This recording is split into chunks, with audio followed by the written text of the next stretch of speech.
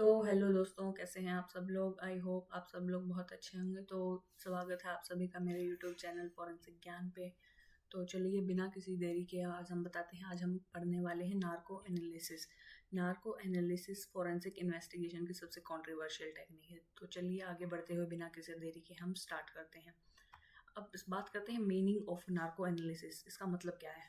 Word narco का मतलब होता है स्लीप या एनेस्थीसिया, और एनालिसिस का मतलब होता है सिस्टमेटिक क्वेश्चनिंग और इंटरप्रिटेशन। ठीक है।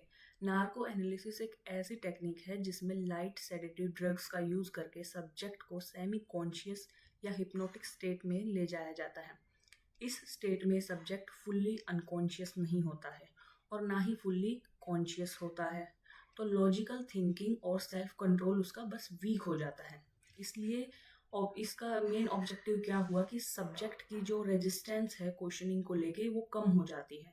कॉन्शियसली झूठ बोलने की एबिलिटी उसकी रिड्यूस हो जाती है। और तो हमें इस चीज से एक बात समझ में आती है कि नार्को एनालिसिस एक इंटेरोगेशन है, कोई थेरेपी नहीं है। इसका यूज सिर्फ इन्वेस्टिगेशन सपोर्ट करने के लिए होता है, किसी प्रूफ के लिए इसका यूज नहीं होता है। आगे बढ़ते हुए देखते हैं कि इसका प्रिंसिपल क्या है। Principle of narco analysis. ठीक है। नार्को एनालिसिस का प्रिंसिपल ह्यूमन ब्रेन के इनहिबिशन मैकेनिज्म पे बेस्ड होता है। नॉर्मली जब हम झूठ बोलते हैं प्रीफ्रंटल कॉर्टेक्स एक्टिव हो जाता है हमारा। कॉन्शियस माइंड रिस्पॉन्सेज फिल्टर करता है। हम डिसाइड करते हैं क्या बोलना है क्या नहीं बोलना है। सेडेटिव ड्रग्स लेने के बाद कॉन्शियस कंट्रोल वीक हो जाता है। ब्रेन का सेंसर सिस्टम स्लो हो जाता है। सप्रेस्ड थॉट जो होते हैं वो सरफेस पे आ जाते हैं। इसलिए कहा जाता है ब्रेन सेमी कॉन्शियस स्टेट में लाइज फैब्रिकेट करना मुश्किल हो जाता है। लेकिन एक इम्पॉर्टेंट बात ये हमेशा ध्यान रखना, इनहिबिशन अगर रिड्यूस हो गया है तो इसका मतलब ये बिल्कुल नहीं है कि ट्रुथ जो है वो गारंटेड बाहर आएगा। क्यों? क्योंकि सब्जेक्ट जो होता है वो अपनी इमेजिनेशन भी बोल सकता है। कंफ्यूजन में गलत मेमोरीज भी एक्सप्रेस कर सकता है। ठीक है। तो एक बात और हमेशा ध्यान रखिएगा कि नार्को एनालिसिस साइको फार्माकोलॉजी पे बेस्ड टेक्निक है, ना कि साइकोलॉजी पे। ये हमेशा बात या ध्यान रखना। अब हम आगे बढ़ते हुए देखते हैं कि इसका हिस्टोरिकल बैकग्राउंड क्या है। नार्को एनालिसिस का आइडिया ऐसा कोई नया नहीं है। एंशिएंट रोमन्स भी कहते थे कि वेरिटास इन विनो। इसका मतलब क्या हुआ। इसका मतलब है वाइन के अंडर सच बाहर आना। मतलब जब कोई इंसान वाइन के इन्फ्लुएंस में होता है तो वो सच बोलता है। उनका मतलब ये था। फिर इसके बाद आता है 1918 में रॉबर्ट हाउस। रॉबर्ट हाउस ने मॉर्फिन और स्कोपोलामाइन का यूज करके इंटेरोगेशन एक्सपेरिमेंट्स किए थे। ठीक है। फिर आते हैं 1936 में पहली बार term narco analysis officially use हुई थी। फिर 1943 में हॉर्सले की बुक पब्लिश हुई जिसमें सेडेटिव इंटेरोगेशन टेक्निक्स डिस्कस की गई थी। वर्ल्ड वॉर के बाद इंटेलिजेंस एजेंसीज मिलिट्री इन्वेस्टिगेशंस में इस टेक्निक का लिमिटेड यूज था। इंडिया में ये टेक्निक काफ़ी बाद में हाई प्रोफाइल केसेस के थ्रू पॉपुलर हुई थी। अब हम बात करते हैं कि कौन कौन सी ड्रग्स यूज होती हैं नार्को एनालिसिस में। नार्को एनालिसिस में जो यूज होने वाली ड्रग्स हैं उनको कॉमनली हम ट्रूथ सीरम कहते हैं। ये लेकिन साइंटिफिकली करेक्ट टर्म नहीं है। ठीक है। ट्रूथ। अब ये जो हमने नीचे तीन ये सेडेटिव ड्रग्स दिए गए हैं, इनको आगे चल के हम डिटेल में पढ़ते हैं। तो बात करते हैं ट्रूथ सीरम की। ट्रूथ सीरम एक पॉपुलर टर्म है लेकिन ऐसी कोई साइंटिफिक टर्म नहीं है ये। रियलिटी ये है कि ये ड्रग सच बोलने की गारंटी नहीं देती है। ये सिर्फ रेजिस्टेंस का काम करते हैं। इनका क्या इफेक्ट होता है। टॉकेटिवनेस इंक्रीज कर देती हैं। इमेजिनेशन और मेमोरी मिक्स हो सकती है। फॉल्स कन्फेशन का रिस्क भी रहता है इसमें। इसलिए फॉरेंसिक में कहा जाता है कि truth serum creates vulnerability not truth. ठीक है। तो अब आगे हम बढ़ते हुए जो यूज होता है इसके बाद हम बात करते हैं सोडियम पेंटेथॉल की। सोडियम पेंटेथॉल क्या है। एक अल्ट्रा शॉर्ट एक्टिंग बार्बिट्रेट है। सीएनएस डिप्रेशेंट है।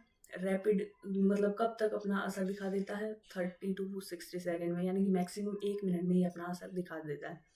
ये सब्जेक्ट को रिलैक्स कर देता है, डिसइनहिबिटेड कर देता है, टॉकेटिव बना देता है। ठीक है। ये सब इसके कॉमन इफेक्ट हैं। अब हम इसके बाद देखते हैं सोडियम अमाइटल। ये एक इंटरमीडिएट एक्टिंग बार्बिट्रेट है। सेडिटेशन ज़्यादा देर तक रहता है इसमें।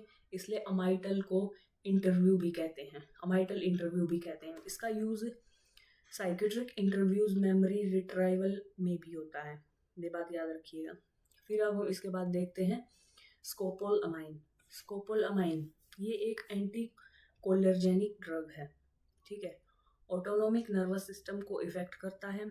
आजकल कम यूज है क्योंकि साइड इफेक्ट इसके ज़्यादा है, हेलोजिनेशन हो सकती है इससे। अब हम इसके बाद देखते हैं कि इसका प्रोसीजर क्या होता है नार्को एनालिसिस का। नार्को एनालिसिस का प्रोसीजर बहुत स्ट्रिक्टली कंट्रोल होता है क्योंकि इसमें ड्रग्स का यूज होता है और ह्यूमन राइट्स के डायरेक्ट कंसर्न में होता है, ठीक है, डायरेक्ट कंसर्न होता है ह्यूमन राइट्स का। इसलिए ये प्रोसेस कभी भी कैजुअली या फोर्सफुली कंडक्ट नहीं की जा सकती। सबसे पहले ये समझना जरूरी है कि नार्को एनालिसिस एक मेडिकल लीगल प्रोसीजर है, सिर्फ पुलिस इंटेरोगेशन नहीं है, ठीक है। अब स्टेप बाय स्टेप अगर हम बात करें तो इसका सबसे पहला स्टेप है मेडिकल एग्जामिनेशन ऑफ सब्जेक्ट, ठीक है। प्रोसीजर शुरू होने से पहले सब्जेक्ट का कंप्लीट मेडिकल एग्जामिनेशन होता है। इस स्टेज में डॉक्टर ये चेक करते हैं कि blood pressure, heart condition, neurological disorders, drug allergy, past medical history. अगर सब्जेक्ट को heart disease, epilepsy, severe mental illness है तो नार्को एनालिसिस अलाउ नहीं होता है, ठीक है। मेन बात यह है कि मेडिकल फिटनेस सर्टिफिकेट मैंडेटरी होता है नार्को एनालिसिस करने से पहले। अब बात करते हैं दूसरे स्टेप की। तो दूसरा स्टेप होता है इन्फॉर्म्ड कंसेंट। ये प्रोसीजर का सबसे इम्पोर्टेंट लीगल स्टेप है। सब्जेक्ट को क्लियरली बताया जाता है कौन सा ड्रग यूज होगा, क्या इफेक्ट होगा, क्या रिस्क हो सकता है, रिजल्ट कोर्ट में एडमिसिबल होंगे या नहीं होंगे।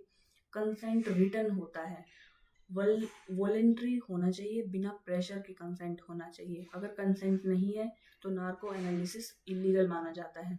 इंडिया में सुप्रीम कोर्ट ने क्लियर किया है without consent narco analysis violate article 20 subsection 3, ठीक है। अब हम इसके बाद बात करते हैं स्टेप नंबर 3 की, drug administration. Drug intravenous route से दिया जाता है। ये काम सिर्फ क्वालिफाइड एनेस्थीसियोलॉजिस्ट करते हैं, पुलिस या इन्वेस्टिगेटर नहीं। ड्रग डोज को स्लोली इंजेक्ट किया जाता है, सब्जेक्ट के वेट और हेल्थ के अकॉर्डिंग दी जाती है। सब्जेक्ट होता है, ऑब्जेक्टिव इसका क्या होता है, सब्जेक्ट को फुल्ली अनकॉन्शियस नहीं बनाना है, सिर्फ semi conscious trance like state में लेकर जाना होता है। इस स्टेज में सब्जेक्ट रिलैक्स्ड होता है, लॉजिकल फिल्टरिंग कम हो जाती है, स्पॉन्टेनियस रिस्पॉन्सेस देता है, ठीक है। फिर उसके बाद आता है सेमी कॉन्शियस या ट्रांस स्टेज। ये नार्को एनालिसिस का कोर फेज होता है। इस स्टेज में सब्जेक्ट बोल सकता है, क्वेश्चंस समझ सकता है, लेकिन कॉन्शियसली मैनिपुलेट नहीं कर पाता है, ठीक है। फॉरेंसिक साइकोलॉजिस्ट सिंपल लैंग्वेज में क्वेश्चन पूछता है, लीडिंग क्वेश्चंस को मेनली अवॉइड करता है। तो एक बात हमेशा ध्यान रखना कि क्वेश्चंस ये पहले से प्लान्ड होते हैं, कोई इम्प्रोवाइजेशन इन क्वेश्चंस में अलाउड नहीं होता है। फिर इसके बाद आता है रिकॉर्डिंग रिस्पॉन्सेज की। तो पूरे प्रोसीजर के दौरान ऑडियो रिकॉर्डिंग और वीडियो रिकॉर्डिंग की जाती है। इसका रीज़न क्या है, ट्रांसपेरेंसी बनी रहे, मिसयूज प्रिवेंशन के लिए, लेटर एनालिसिस के लिए, ठीक है। फिर रॉ स्टेटमेंट को डायरेक्ट ट्रूथ नहीं माना जाता है, बाद में साइंटिफिक एनालिसिस के लिए यूज़ किया जाता है। फिर इसके बाद आता है 6th step, post test medical observation. Drug effect के बाद सब्जेक्ट को ऑब्जर्वेशन रूम में रखा जाता है, वाइटल साइंस मॉनिटर किए जाते हैं। ये इंश्योर किया जाता है कि सब्जेक्ट सेफली रिकवर करे, कोई एडवर्स रिएक्शन ना हो उसमें, ठीक है। नार्को एनालिसिस के बाद काउंसलिंग भी रिकमेंड की जाती है। फिर अगर हम बात करें कि इसके एडवांटेजेस क्या हैं नार्को एनालिसिस के, तो अब ये इतनी अच्छी टेक्निक है तो कुछ ना कुछ तो एडवांटेज होगा ही, तभी तो यूज़ की जा रही है। तो नार्को एनालिसिस के कुछ प्रैक्टिकल एडवांटेज होते हैं, जैसे सब्जेक्ट की रेजिस्टेंस कम हो जाती है, सप्रेस्ड मेमोरी सरफेस पे आ जाती है, इन्वेस्टिगेशन को एक डायरेक्शन मिलती है, जो डेडलॉक केस होते हैं उनमें लीड मिल सकती है। कोल्ड केसेस में कभी कभी नार्को एनालिसिस से कोई एक नया क्लू मिल सकता है हमें। इसलिए यही है कि हमेशा ये बात याद रखना, एडवांटेजेस मतलब इन्वेस्टिगेशन एड, ना कि कोई प्रूफ। ये बात हमेशा अपने दिमाग में रखना। अब इसके एडवांटेजेस हैं तो कुछ ना कुछ लिमिटेशन या रिस्क भी होंगे। तो इसकी नार्को एनालिसिस की लिमिटेशन बहुत सीरियस है। जैसे कि साइंटिफिक लिमिटेशंस क्या हैं, फॉल्स मेमोरी, इमेजिनेशन और रियलिटी मिक्स हो सकती है, सजेस्टेबिलिटी। मेडिकल रिस्क क्या है? Respiratory depression, heart complication, allergic reactions. इसके कुछ साइकोलॉजिकल रिस्क भी हैं, जैसे ट्रॉमा हो गया, कन्फ्यूजन हो गया, लॉन्ग टर्म मेमोरी इम्पैक्ट भी होता है। ये सब इसके लिमिटेशन या हम डिसएडवांटेजेस भी बोल सकते हैं। नार्को एनालिसिस की रिलायबिलिटी लो होती है, ये बात हमेशा ध्यान रखना। अब इसके इथिकल और लीगल इश्यूज की बात करते हैं हम। इंडिया में नार्को एनालिसिस का लीगल स्टेटस बहुत क्लियर है। कॉन्स्टिट्यूशनल इश्यूज हैं, जैसे कि आर्टिकल 20 सब सेक्शन 3 है जो right against self incrimination. Article 21 है right to life and personal liberty. Supreme court का जजमेंट है एक, किस केस में? Selvi versus state of Karnataka 2010 में। बिना कंसेंट इलीगल है, एविडेंस एडमिसिबल नहीं है कोर्ट में, सिर्फ इन्वेस्टिगेशन सपोर्ट करने के लिए अलाउड है। अगर कोई कहे कि ये प्रूफ है तो इसको एज अ प्रूफ यूज नहीं किया जाएगा, ठीक है। कुछ इथिकल इशू हैं, जैसे mental privacy, human dignity, bodily autonomy, ये सब इसके इथिकल इश्यूज हैं। इसलिए इंटरनेशनल ह्यूमन राइट्स बॉडीज भी इस टेक्निक को क्रिटिसाइज करती हैं। तो इस ओवरऑल जो है हमने अभी पीपीटी पढ़ी है, आई होप मैंने बहुत अच्छे से एक्सप्लेन किया। इसका कंक्लूजन क्या निकलता है? इसका कंक्लूजन ये निकलता है, नार्को एनालिसिस एक पावरफुल फोरेंसिक टेक्निक है, लेकिन हाईली रिस्क और कंट्रोवर्शियल भी है। ये ट्रूथ का शॉर्टकट नहीं है, कन्फेशन की कोई गारंटी नहीं, ठीक है।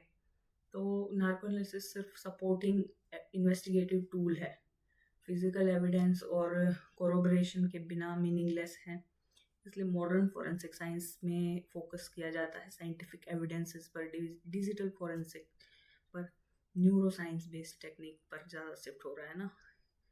तो ये था आज का हमारा topic, narco analysis. I hope आप सब लोगों को क्लियर हो गया होगा। अगर आप लोगों को कोई डाउट है, कुछ भी प्रॉब्लम है, आप कमेंट में पूछ सकते हैं। और वीडियो को लाइक एंड शेयर करना मत भूलिएगा।